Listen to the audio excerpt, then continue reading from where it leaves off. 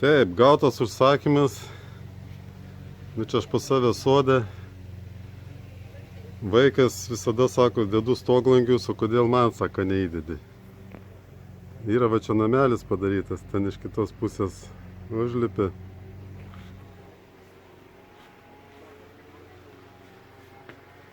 O ten užeini. Ir yra namelis, galima miegoti, viskas. Tai vis prašo mane šį langą įdėti. Nu, sakau, gerai, kada turėsi. Čia mūsų sodyba. Tai va, yra langiukas mažas. Tas 58 ant šiam 8 ar kiek iš čia. Tai va, pjaunam čia ir žiūrim. Kai šitai fokusuoja blogai. Ir vyksta prisimatavimas. Čia perdariau biškį sijonus, kad būtų ant žvynų, nelystų po apačią. Ten atsipaišyta. Nu, bandam pjauti. Nu, išpjauta USB plokštė, žvynai. Statom langą.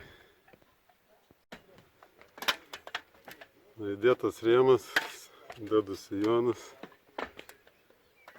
Ten žvynai durniausia, kad reikia pakeišti. Tai uždėsiu tų šonus. Yra toks kambariukas bus. Kas miegot nebepaeina. Nu, čia prisuksiu, užsilikonuosiu. Nu, darom toliau. Nu, padarytas langas.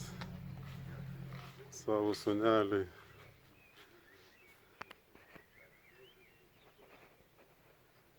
Čia lietus nuplaus ir bus gražu. Nu, toks vaiko kambarys. Pasidedi matrasus, čia gali gyventi. Dabar jam čia šviesos visada trūka, tai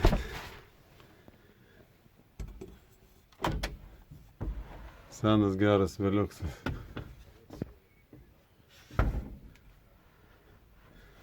Super. Ten nuėjau, atidariau. Tas 58 ant šiam 8, man atrodo, ir kiek iš šį.